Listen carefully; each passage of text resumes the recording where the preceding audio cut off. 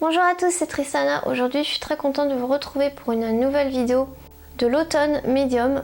Donc voilà, c'est ma petite série de vidéos automnales sur la médiumnité. Et aujourd'hui, on va parler de notre intuition. L'intuition, c'est vraiment quelque chose de fondateur en fait de la médiumnité et de nos ressentis et de nos perceptions. Alors, c'est quelque chose qui est vraiment primordial, je dirais, à travailler et ça va être un allié en fait. Et au-delà d'un allié, c'est aussi une composante essentielle de la médiumnité selon moi. Donc dans cette vidéo, ça va être des avis et des expériences très personnelles que je vais vous partager et je vais aussi vous parler de 4 pierres qui peuvent nous aider dans le développement de notre intuition et surtout nous aider à l'écouter. Nous avons tous une intuition en fait, mais on n'est pas tous capables de l'écouter. Pendant très longtemps, j'étais complètement fermée à mon intuition et j'étais complètement fermée à ma médiumnité parce que voilà, je ressentais des choses très fortes et j'étais très émotive, très sensible et je rejetais ça en bloc parce que je trouvais que c'était une faiblesse et je détestais être comme ça, je supportais pas être comme ça. Et maintenant que je l'ai mieux accepté, que je l'ai même travaillé, eh bien j'ai développé les aspects plus positifs de la médiumnité qui ne sont pas justement les crises d'émotivité entre guillemets que j'ai appris qu'il y avait beaucoup de gens médiums en fait qui avaient ça et je ne le savais pas du tout. Et en fait j'ai appris à travailler et à canaliser ça. Et j'apprends tous les jours à travailler et à canaliser ça et ça me permet d'avoir accès à des choses plus bénéfiques comme par exemple l'intuition. J'ai aussi eu souvent des intuitions du type il faut que je fasse ça, il faut que je fasse ça comme ça, il faut que je parle à cette personne-là, il faut pas que je parle à cette personne-là. Et ça pendant très longtemps, encore une fois, je ne les ai pas écoutées parce que pour moi c'était irrationnel, c'était des pensées irrationnelles et c'était pas des choses qui avaient une raison en fait. Et j'ai appris grâce à ma boutique et grâce aux guidances que j'avais fait notamment que en fait finalement mon intuition elle était vraie, c'était vrai et c'était souvent des informations justes. J'ai appris ça aussi récemment et mon intuition du coup et souvent cette intuition que j'ai ce sont des informations tout simplement des informations qui me viennent en fait et c'est pas forcément des illusions. Et les illusions, ça n'a pas la même teneur que des vraies intuitions. L'intuition, c'est un peu particulier parce que c'est une forme de médiumnité qui n'est pas vraiment tactile, tangible. Souvent, la médiumnité, ça va être la perception des énergies autour de nous. Et là, ça va vraiment être quelque chose qu'on va ressentir concrètement avec nos sens. Mais les intuitions, c'est plus des informations que l'on perçoit plutôt que des sensations en fait. C'est plutôt par le biais du mental en fait que ça passe et du coup c'est assez compliqué à interpréter parce que on ne sait pas forcément différencier l'intuition pure de l'interprétation, le jugement, ce genre de choses, la peur en fait, qui sont générées par la peur. Pour les différencier, c'est assez marrant à dire, mais il faut utiliser son intuition, tout simplement. Voilà, donc ça fait un peu Inception, mais c'est ça en fait, c'est vraiment l'intuition pure, en fait, c'est vraiment quelque chose qui nous vient naturellement, qui n'a pas de fondation, qui n'a pas de raison, il n'y a pas de raison particulière.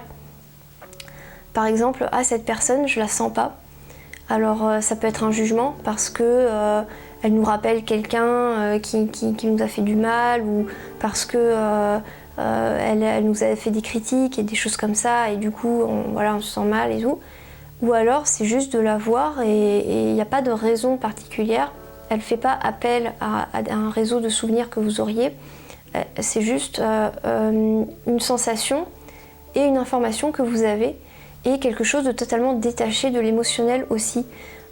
C'est pas quelque chose que vous allez pas vous sentir forcément mal, mais vous allez plutôt observer que vous vous sentez mal à cet instant et vous ne savez pas pourquoi, vous ne savez pas l'expliquer et c'est quelque chose que vous percevez plutôt que quelque chose que vous déduisez en fait, voilà. Et c'est important d'écouter ses intuitions parce que c'est important de se faire confiance. On est nombreux à ne pas assez se faire confiance et à trop douter de soi. Et c'est important de douter de soi. Je ne dis pas le contraire, ça c'est évident. C'est même nécessaire. Mais c'est vrai que il y en a beaucoup de gens comme moi il y a beaucoup de gens comme moi qui sont trop dans le doute et pas assez dans la confiance. Et là, c'est négatif et il faut vraiment réaliser que c'est peut-être notre vérité subjective, mais en tout cas, c'est notre vérité à nous. Et c'est important de l'accepter, cette vérité. Et c'est important d'accepter parfois ces intuitions négatives. Ça va être plus facile d'être dans l'intuition aussi si vous n'êtes pas dans le jugement, que ça soit dans le jugement des autres. Donc essayez d'être dans un état d'esprit positif et ouvert, et aussi pas dans le jugement de soi. C'est ce qui est le plus important, j'ai envie de dire, c'est le jugement de soi. Parce que le jugement des autres, c'est un peu inévitable, surtout quand on a des peurs face à notre environnement. On a tout de suite envie de catégoriser les gens. Mais en fait, ce qui est très important en premier lieu à travailler, c'est le jugement qu'on a envers nous-mêmes et nos pensées. Ne jugez pas vos intuitions. C'est très important d'accepter nos pensées, nos intuitions, même si c'est des pensées qui sont pas correctes selon vous. Par exemple, quand vous sentez mal une personne mais qu'il n'y a pas de raison et du coup vous vous dites mais c'est pas bien, pourquoi je pense ça, etc. Acceptez-le. Ça ne veut pas forcément dire être méchant avec cette personne ou voilà. Acceptez votre état, acceptez vos pensées et soyez ouverts à ce que vous ressentez. Et quand vous aurez dépassé la peur, dépassé le jugement en fait de vous-même et la peur de ne pas être bien, entre guillemets, pas être gentil, etc., là vous allez pouvoir avoir accès à des choses qui sont beaucoup plus vraies et vous allez aussi pouvoir vous dire non, ça c'est une pensée que j'ai de passage mais je l'accepte et ça c'est vraiment, il y a quelque chose, et là il y a quelque chose, c'est vraiment il y a quelque chose, c'est une intuition. Alors comment travailler son intuition au quotidien, comment l'inclure dans son quotidien? C'est vraiment des petites choses toutes bêtes. Mais par exemple, pour vous donner un exemple, moi, quand je fais vos commandes, quand je prépare les commandes de mes clients, souvent je mets des cadeaux avec, et les cadeaux, je vais les choisir en fonction de qu'est-ce qui m'inspire, qu'est-ce qui m'attire pour la personne. Ça marche aussi pour les pierres que je vais choisir à l'intuition. Des fois, je sens qu'il n'y a pas forcément besoin de les choisir à l'intuition, je fais comme ça vient, mais des fois, je sens qu'il y a besoin d'avoir une intention particulière. Et là, je choisis pour la personne. Et ce qui est marrant, c'est que souvent, quand je choisis à l'intuition, ça marche très bien. Et les gens me font des retours très positifs et me disent qu'ils se sentent vraiment liés à la pierre. C'est vraiment leur pierre. Et ils sentent une vibration particulière. Donc maintenant que j'ai observé ça, je fonctionne énormément à l'intuition.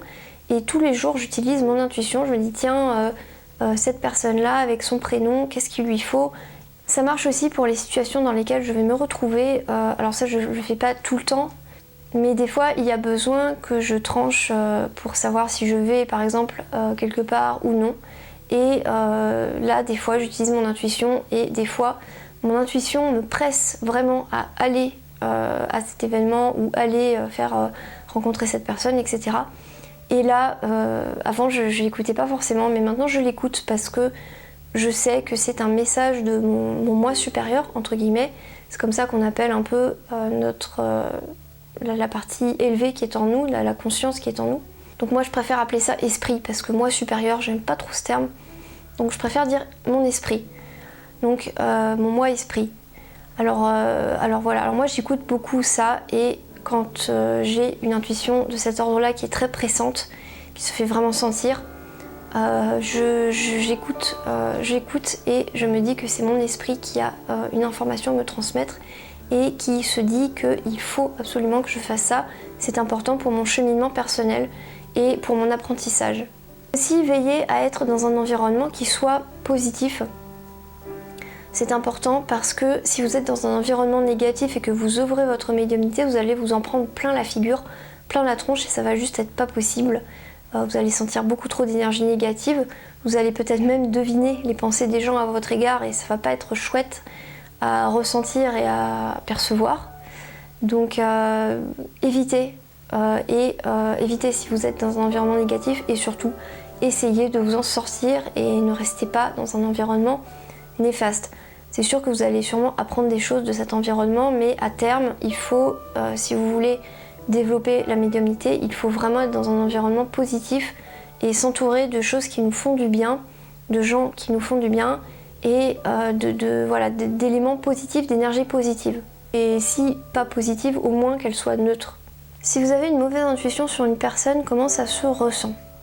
Alors ça, je pense qu'il y a autant de ressentis différents qu'il y a de personnes.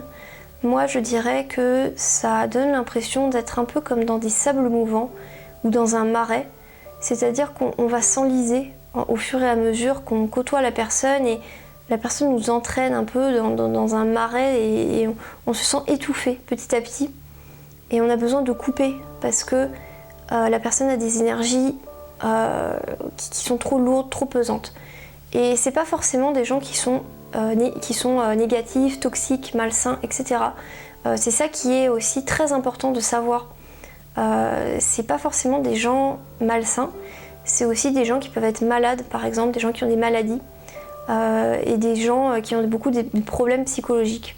Après, je pense qu'il y a aussi une part de cohérence, entre guillemets, c'est-à-dire que de concordance plutôt.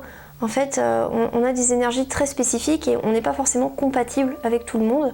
Et il y a des gens avec qui on va se sentir mal tout simplement parce qu'on n'est pas compatible énergétiquement parlant.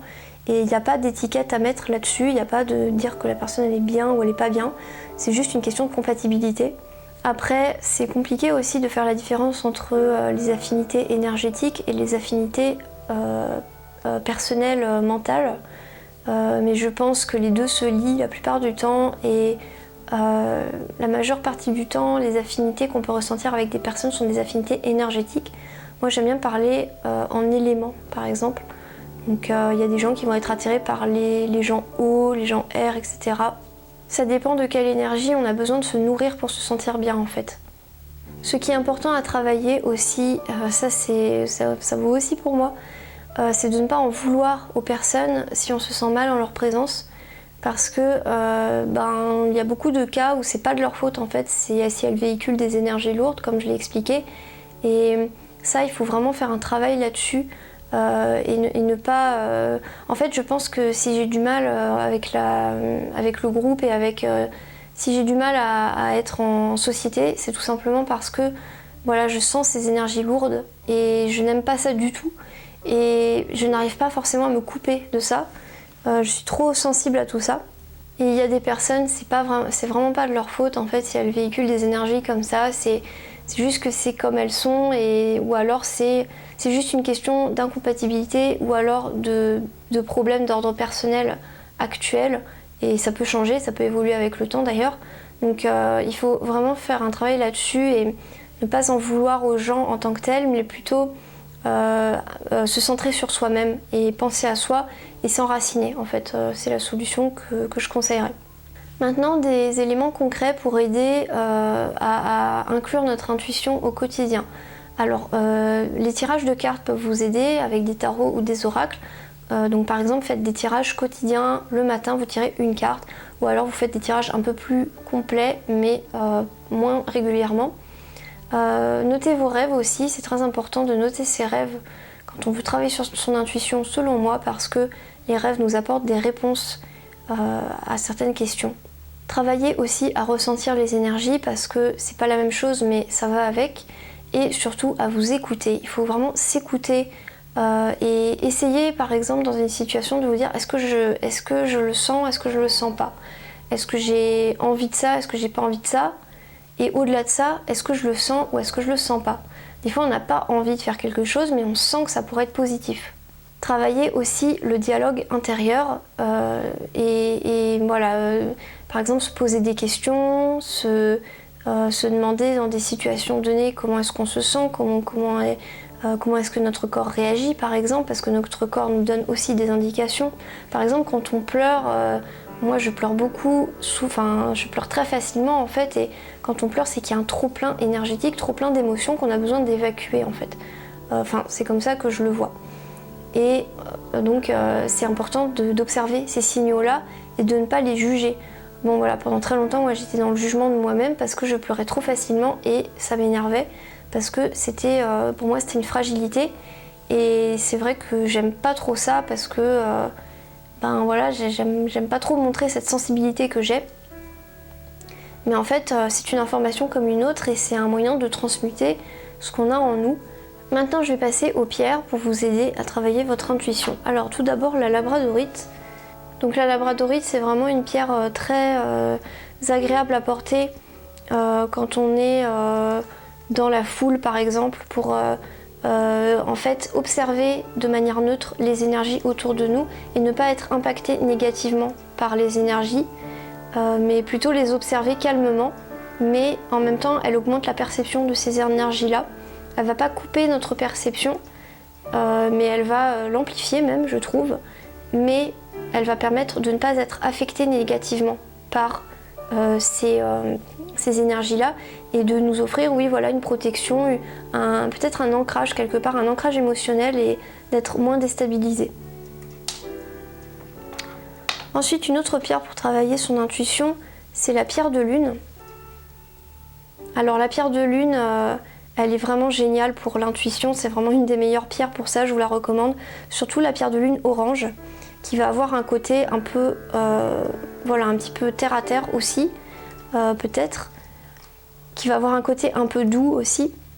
Et en fait, elle va permettre vraiment de voir les choses et de sentir les présences et de sentir les énergies de manière plus fine, plus précise, pouvoir déterminer plus précisément ce qui nous entoure. Et donc, voilà, pour moi, c'est la pierre phare de la médiumnité. C'est celle à avoir quand on travaille sa médiumnité. Ensuite, une autre pierre qui peut être intéressante, c'est la sugilite. Alors la sugilite, c'est une très belle pierre violette qui, selon moi, nous aide à retrouver notre chemin de vie, à être bien sur notre chemin et nous sentir bien à notre place, là où on est. Et elle va permettre aussi de développer le dialogue intérieur avec notre esprit, notre partie esprit. Et puis enfin, la moldavite. La moldavite, pour moi, elle va avoir une action plus dans la guidance et dans le soutien émotionnel. Elle va nous permettre de découvrir la véritable voie pour notre cœur, en fait, et elle va apprendre à nous écouter dans nos émotions, surtout dans ce qu'on veut émotionnellement. Et c'est vraiment, la moldavite, c'est vraiment la voie du cœur, en fait.